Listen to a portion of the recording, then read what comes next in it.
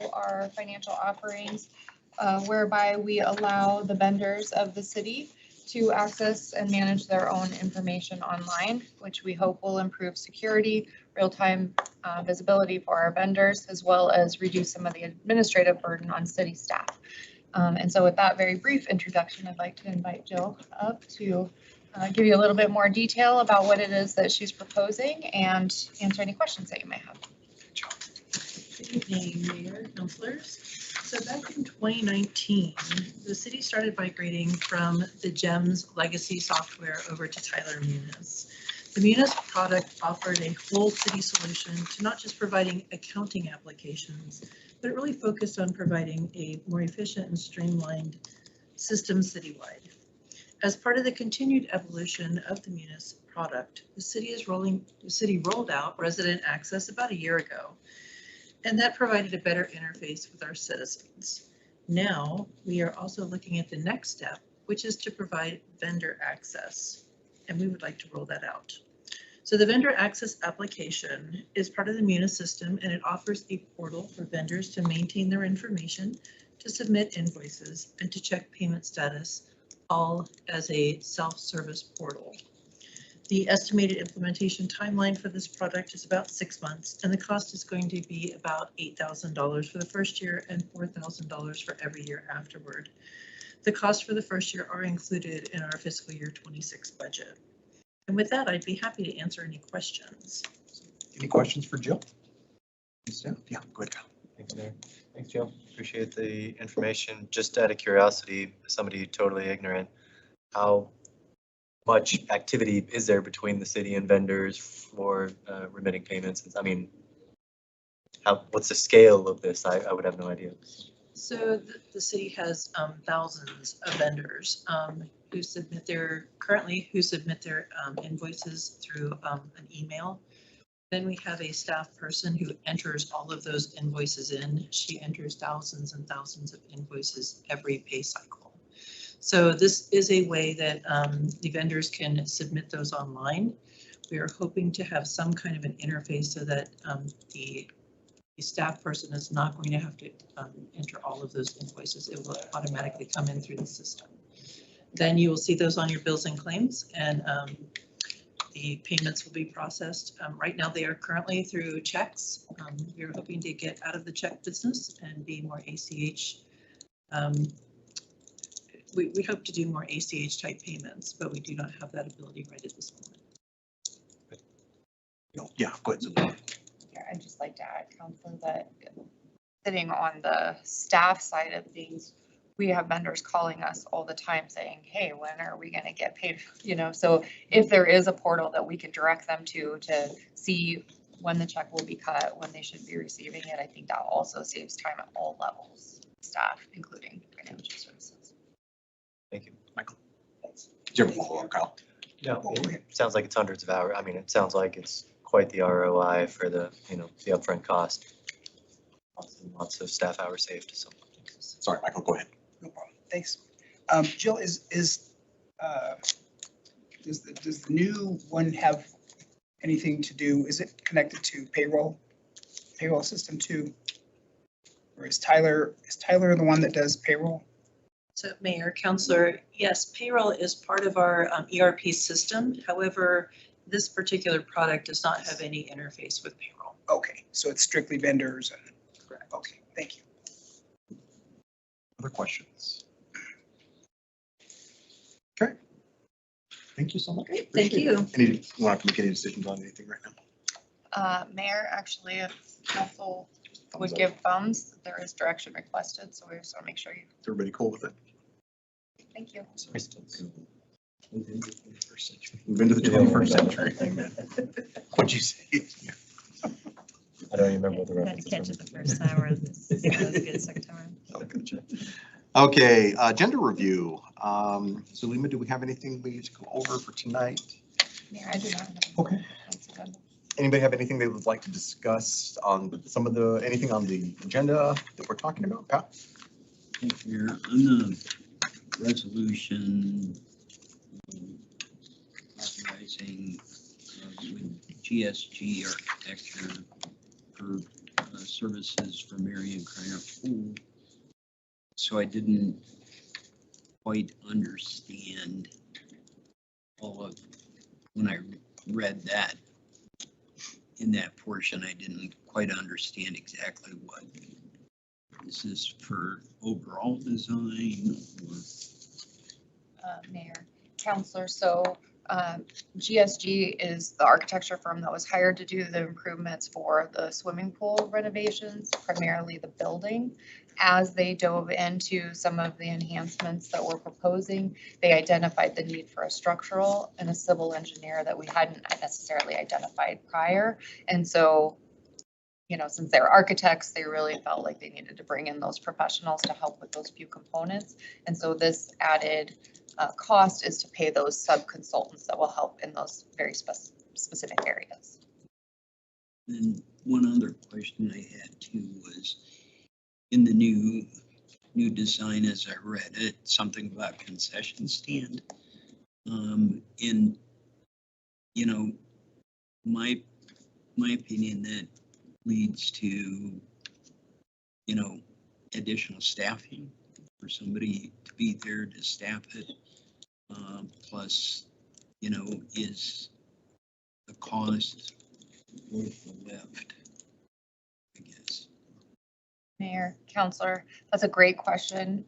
So Marion Kreiner Pool has actually always operated concessions. There is concessions within the building now, and we just intend to continue that service with the enhancement that concessions could serve the pool as well as the rest of the park now with the skate park and the pump track. And so kids that maybe did not pay to go swimming but are playing in the park that want an ice cream or another treat could potentially go up to the window and get concessions there too. So we don't anticipate an increase in cost of staffing since we've always offered that service, but as part of our normal operation, you know, evaluation each year, if it doesn't make sense, we wouldn't do it. But concessions is generally a revenue driver in all of our funds. Okay. So follow up to that. Do the lifeguards staff that, or is it? Mayor, Counselor, no, actually there are separate staff that man the concession stands because the lifeguards are obviously operating for the safety of the pool and the swimmers. Separate staff cashiers. Okay. Operate concessions. Thank you. Kyle. Thank you, Mayor. On the note of Marion Kreiner, I was walking around today just because the skate park, I'm following a bit of community chatter about the skate park. There's a petition signed by a couple hundred people and stuff. So I was just refreshing my memory on all things skate park related and walked around Marion Kreiner, and it's, again, looking really good. They were doing concrete work to connect the pump track to the skate park. I saw that was part of the community conversation, whether that drop off was going to remain, and it looks like there's going to be kind of a sloped concrete there. So yeah, it's just coming along really nice. Would definitely encourage folks to go check it out. That is not what my question was in regards to though. I was actually curious about the front end wheel loader for streets and traffic. Pretty significant purchase, about $350,000. It said that it had met 2 of the 3 requirements. Let me see if I can pull my notes back up. Yeah, so it met the hours, which was 6,200. It met the age, which was 8.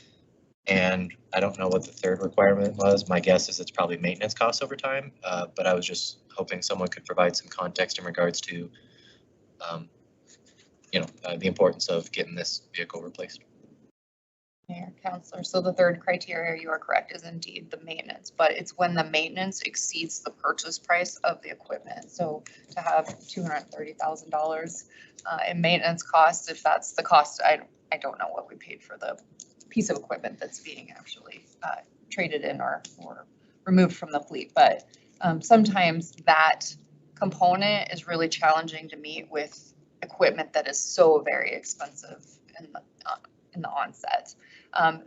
That being the case, I suspect, and I wasn't part of approving the budget for this particular piece of equipment, and certainly I could get with Tom Brower and get more detail, but generally speaking, that is pretty heavily scrutinized, and there would have to have been some very recent and very significant issues with that piece of equipment that would certainly justify replacing it sooner than that 3rd criteria had been met. harder scrutinize those quite heavily. Sure. Yeah, I got full faith that, you know, it's not a decision made on a whim considering the cost and stuff. But I do think, at least in the future, these big vehicle, you know, some of these big pieces of equipment that are hundreds of thousands of dollars, I personally like the more information, the better. And so, yeah, I was just looking to learn a little bit more about the purchase. So appreciate it. Anything else on the agenda? Yeah, go ahead, Michael. I'm just curious about the two items under the consent agenda, I believe it is. Item 6 and 7, the grant for the enforcement and reduction of impaired driving and the enforcement of seatbelt use to reduce unbelted injuries. Would the chief be able to give us some context about what exactly that would be used for? Or is that, did I miss that in a memo? Come on up. Sorry. Counselor, can you? Yeah, I was just asking about the two grants, the one for reduction of impaired drivers and the enforcement of seatbelt use. Can you kind of give us an idea of what does that look like in practice and in action on the part of the police? Counselor, Mayor, thank you for the question. Both those grants are funded through YDOT. We solicit those, and then what happens is we give blocks of times to officers where they're not relegated to radio traffic or radio calls for service. They're 4-hour blocks of time. They go out and strictly enforce impaired drivers, look for key indicators, swerving in their lane, not using turn signals. And then the occupant protection is also part of that. They go out and do high visibility traffic stops for speeders, other bad driving habits. And then if they're not wearing their seatbelt, that's what the funding for that pays for that activity. Okay, thank you. Yeah, that answers the question. Appreciate it. Anybody else have anything for the chief on this? Yeah, thank you, chief. Thank you. Appreciate it. Okay, anybody else? So it's not on, I don't believe on this agenda, but in our last work session or last agenda item, I think, on the water bills and going to electronic. So after the meeting, an article came out in Oil City. We got a constituent questioning me again on he wants to continue the paper bill. I said it was my understanding that we were going to continue paper bills, but was I wrong on that? I can't remember. Mayor, counselors, so we will be bringing a discussion later in the fall, early winter about paperless billing. So that decision has not been made yet. And so paper billing will continue at this point. When we roll out the electronic pass, that will just eliminate the need for somebody to show a paper bill. Okay. Does that make sense? Yeah, and I think I did bring up Dan about being able to take up to the dump, you know, just this driver's license. He wouldn't have to monkey with the pass, but so, and I was thinking we were gonna see that again, but I'll have to lobby council to not vote for that. Sounds like it's coming up as a topic though. Yeah, that's something good. Jenna. I had a constituent reach out, so I'm just kind of curious with, you know, the chief's back in the room too. With school starting and things, they had some concerns about different areas around Dean Morgan where there's no stop signs, but there was like one stop sign when you're headed down there. I think it's on 14th Street.